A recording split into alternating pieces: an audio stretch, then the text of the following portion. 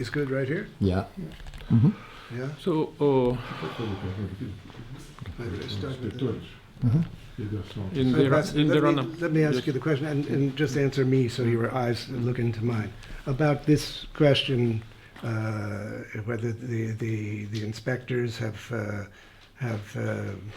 fled because of the news that came out today.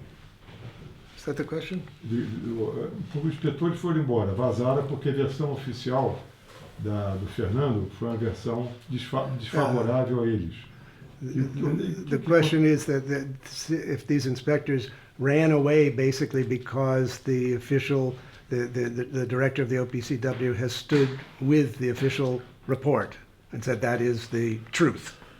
Well, in the run-up to the current session of the Conference of State Parties, there was a series of publications in the Western media, some very well-known papers, but there was also this video footage shown on the Fox News with very famous American anchor Tucker Carlson. Yeah.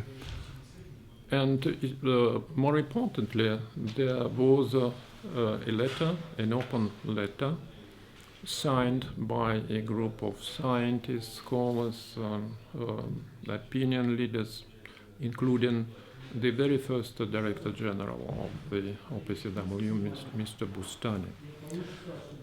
They called upon the Technical Secretariat to convene a meeting with all the fact-finding team members, past and current, so that the issue could be dealt with. This is quite abnormal situation. There are some larger stakeholders, major parties that are concerned and worried. And it goes without saying, we supported this initiative because it was actually our idea from the very beginning. We just asked for this briefing, but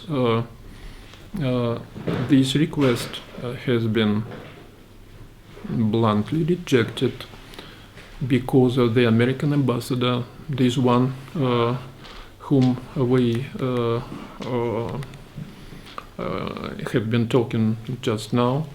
Can you describe what happened? This was something that happened at the conference? Yes, it was not at the conference. It was much earlier during the March Executive Council. And we made this request, the briefing actually, just 6 months earlier. But we were not heard because the American ambassador yet again said he would never tolerate kind of a new edition of Stalinist trials here in The Hague with cross-examination, intimidation. Well, and this is still the case. They are not allowing these inspectors, these former members of the team to witness and to speak out. The question is why it is happening, but my guess is that they may unveil very unpleasant truth for some parties. And the truth may be that there may have never been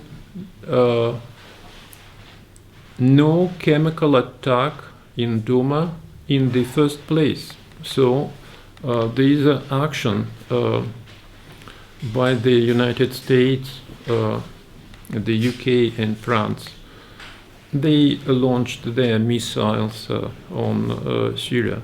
This was, in this case, totally unjustified. There would be no more alibi for them to justify their actions. So they're afraid and they're doing all they can to prevent this from happening. And this is maybe part of strategy to dramatize the situation, to pinpoint the technical secretariat as kind of a small island in the midst of this storm, and all the state parties needed to support the technical secretariat to help it weather this storm. Instead, I said we needed to be constructive, to be calm, to try and sort it down.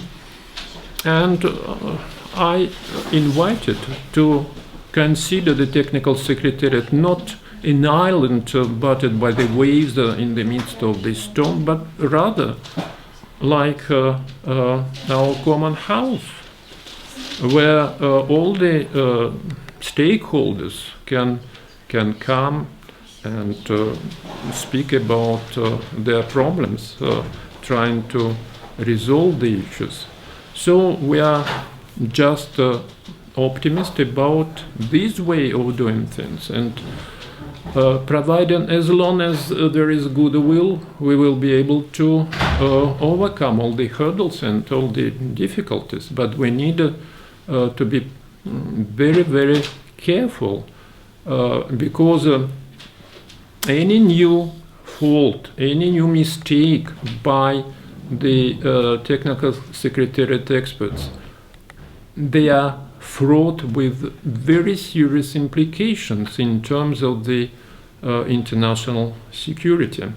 You remember the events back in April 2018, when the Americans and their allies were poised to launch their missiles.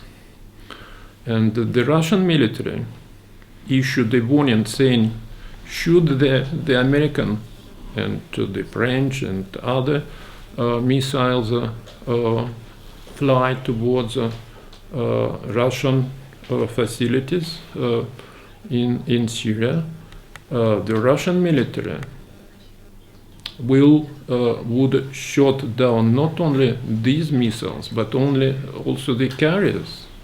So it's very dangerous. It's about being on the brink of the confrontation, all the more so, between the major nuclear powers.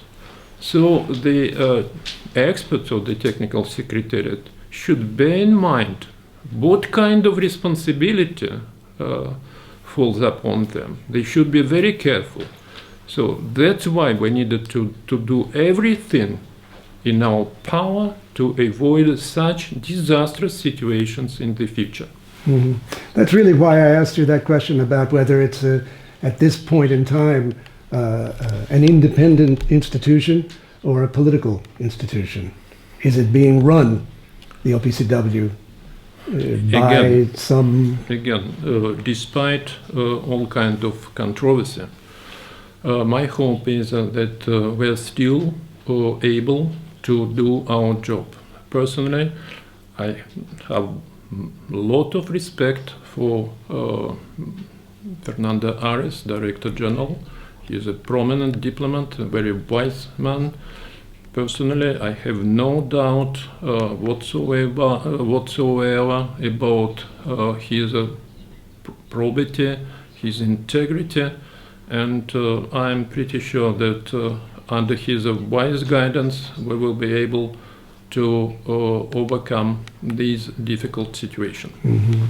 Well, I hope so too. One thing that concerned us, for example, since our program has to do with Mr. Bustoni as well, and his story as the original leader of the OPCW, is that his legacy at the OPCW is essentially been erased.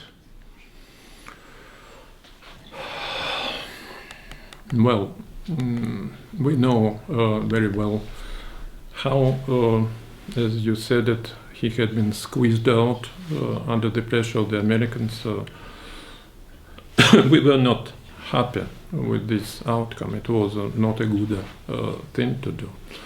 So we needed to learn about the past lessons. We needed to avoid to make the same mistakes as in the past, and that's why it's very important to be respectful each towards the other, to deal on the basis of mutual respect and mutual understanding. And that's why I was really disappointed with this kind of Cold War rhetoric used by the American ambassador about Russia embracing the chemical weapons, even kissing them, Russia covering up all kinds of the crimes. By the way, as to who is actually embracing and kissing the chemical weapons, the answer is very obvious. There is only one country which still is embracing and kissing the chemical weapons, and this country is the United States of America, because unlike the Russian Federation, they are still delaying the destruction of the chemical arsenals.